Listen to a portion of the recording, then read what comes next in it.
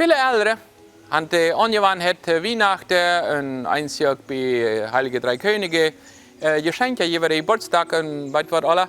Und diese hat zu Weihnachten ein Geschenk gekriegt. Die hat gekriegt ja auch, und dann wieder war aber die Fiesta, bei dem Fast vieren. Und dann fragte Jung den Pa, was willst du mir das Jahr zu Weihnachten geben? Und dann sagte der Pa, und was hat die Jahr gegeben? Na, die Jahr gabst du mir einen Luftballon. Dann sagte der Pa, okay, dann wollte ich das Jahr abpusten, dem Luftballon. Na ja, was ganz billig, nicht? Aber die Jahr hat er noch nicht Zeit gehabt zum Abpusten. Die haben ein Geschenk, und das Jahr wollte ich dann dem abpusten. Viele Ältere geben Geschenke einfach, was sie gekauft haben.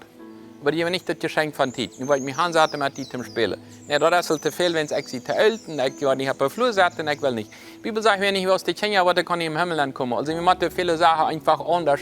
Und ich sage, das soll nicht mehr für Tschenja. Okay, warum nicht? Warum würde ich dem, das Kind kann ja nicht verstehen, dass man nicht gut spielen. Als Opa oder als Paar einfach mal Tiet nehmen zum Spielen.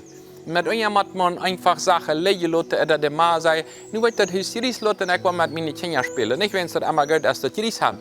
Aber die Sache ist, eins wann, das gibt Menschen, die haben das Haus immer geordnet, die haben die Wirtschaft geordnet, aber immer das Wort anordentlich.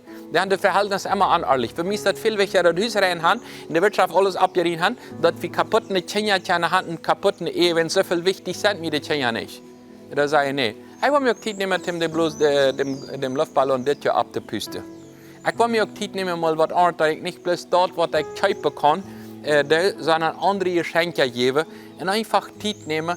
Und ich sage, wie hat das niemals das dort gehabt? Man kann auch was nie lernen.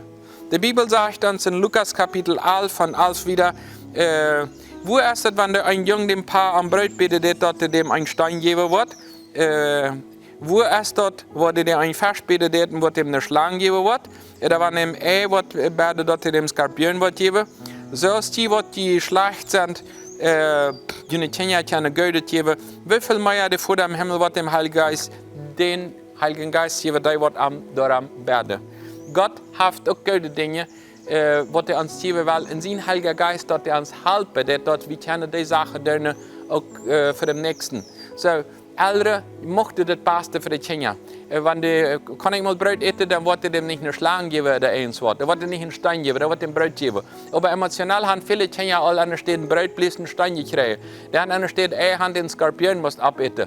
Sagen die, ich war die das wissen, dass die nicht viele waren, der Unge sind, dass ich kann beweisen, dass ich der größte Held bin. Was gibst du emotional und geistlich für die Kinder? Wenn die Skorpion und Steine essen, ja, das ist das beste Brot, wo ich das Beste gebe, dass ich sage, du bist wert. Das tut nicht mit dir, das wo ich Tag lasse.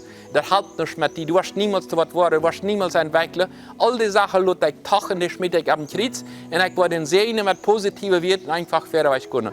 Gott sagt Menschen, die auch für die Kinder gutes Brot geben, die auch für die Kinder an steht Skorpione Eier arbeiten und dort einfach das Beste geben, dass das dabei kommt, was Gott mit deinen Kindern geplant hat und für den Nächsten immer das Beste zu sehen.